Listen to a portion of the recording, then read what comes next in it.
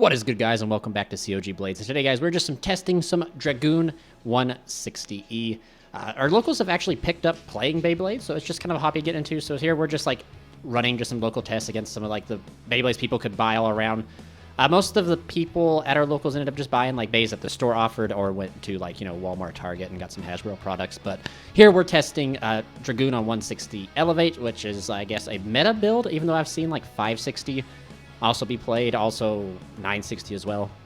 But from what I gather from my limited knowledge that I have of Beyblade, since I'm just starting the hobby, that you want to use it. We have a bust here, so like you guys will see like the my friend here on the side, he's like launching into me sometimes, which of course, like if you're brand new to the hobby, it just takes some practice to like get your launches down and everything. So, but Dragoon on 160E. So why are we testing this? Is because Dragoon's like one of my all-time favorite Beyblades, especially from the original series, from like the four Saints, Dragoon, Drasil, Driger, and Dronzer.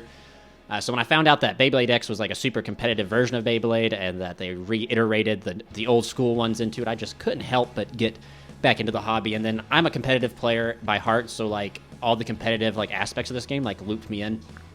But essentially for us, it's just kind of like for all of our locals, like we've all just ordered stuff, and like I just happened to like be ahead of the game and order it. So right here, that was against the Pterodactyl. Don't quote me on it. I think they're all basically stock versus like the stock you just get out of the packs at like your local stores. But right here is like Keel Shark, which is like a good right out of the box. Keel Shark's such a hard hitter, but Dragoon on Elevate is such a. I think I actually really like it. I just don't know which ratchet I like. I'm gonna have to do like some more testing, which you guys will see that pop up here on the channel, testing different ratchets and stuff like that. But Elevate as a tip, I really like. I like how it either barrages or it hangs back. And it's the spin on death, which you just guys saw there. The spin on death is like a cool aspect that gives like the bit a competitive edge, but it's very bustable. And I don't know about you guys. I don't know, because like I said, I'm not no veteran by any means in Beyblade. It's like I'm fresh to the hobby. I don't know if the 160 ratchet is like normally supposed to be kind of like flimsy, but like mine feels loose along with Elevate being flimsy. So like I don't hard launch Dragoon because I'm scared of self busting. But like right here, I don't even think that the Shinobi even got to touch down. It just busted on impact, which I think was possibly part of him launching it into me, so like I was able to hit his ratchet from below.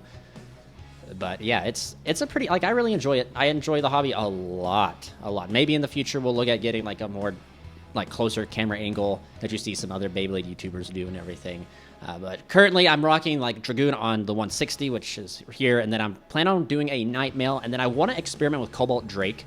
I just don't see a lot of different builds or combos with Cobalt Drake. I think it was like, gate kept, excuse me, by like the cost to get the Bey if you couldn't win it. And now since they introduced the clear version, it kind of opens it a little bit more access, because I don't think people wanted to play on anything but like the stock load. But here we go, 160 Dragoon versus the Shinobi. And the Shinobi is showing it's like one of its downfalls is being a super light Beyblade. But like you can't even argue that light Beyblades are bad, because I know that Ghost Circle has been getting a lot of traction lately, and it's like a super light Beyblade. You can see there like the wear and tear on my Dragoon. I've been ripping it with Dragoon ever since I got it. I just wish I would have kept this one and then got like a normal one, but like I had to represent the rarest Dragoon. But in the anime, I know it says that paint chipped on Beyblade is like shows like sign of like practice and like your endurance and training and stuff. But we have Wizard Arrow, stock Wizard Arrow on ball. This ain't Wizard Rod, sadly. We actually, see there, I busted. Well, we both busted. I think I busted first. But we're not keeping track of points. We're just letting it rip. Here, essentially what we're doing, this was after we had a tournament. So like in our tournament, we did single elimination, which kind of like we're just experimenting. It's just to get people like the ability to play. I have to clean out my paint chips there. So it just gives like everyone the ability to play. And so this is like after tournament where I just wanted to like grind against, like test myself out, the launching, the tilting, and just learn a little bit better on how to properly launch Dragoon, because I've seen some in my studies, my research, I've learned like you don't rip Dragoon as hard as you can because it will self-burst. You got to rip it. You can rip it powerful, but you don't want to rip it sometimes too powerful. Sometimes you want to lightly rip it, because then the left spin will cause something that's called like spin stealing, and I don't know if that's true or not. But like right here, we're going to see Wizard Arrow and Dragoon like kind of like in a stamina match here. And like, again, this is on ball. So ball is pretty much carrying the Wizard Arrow here, and Dragoon just being able to outspin it. Dragoon, again, like just showing him now this is the Rhino, which he actually, the player here, came like second place in our like quick one, like elimination tournament that we had. And the Rhino like carried him the entire way. Just stock Rhino. I think it's on 360 point. And it's just an also super light Bey. Like right there, Dragoon just has enough behind it to knock it just into the extreme zone. But he was really like built on playing this Rhino.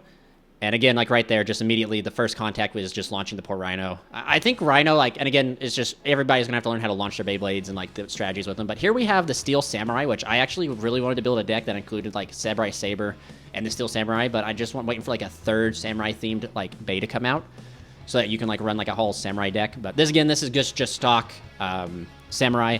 My man just went to Walmart and Target and bought all of them and didn't really dive into like which different combos and stuff like that. So of course, this is pretty much just going to be like a showcase of showing how good Dragoon is outside of Wizard Rod. From what I can gather from Beyblade, man, it's like essentially, can it beat Wizard Rod? That's the entire concept of the Beyblade meta is, can it beat Wizard Rod? If it's a yes, it's good. And then everything underneath of it.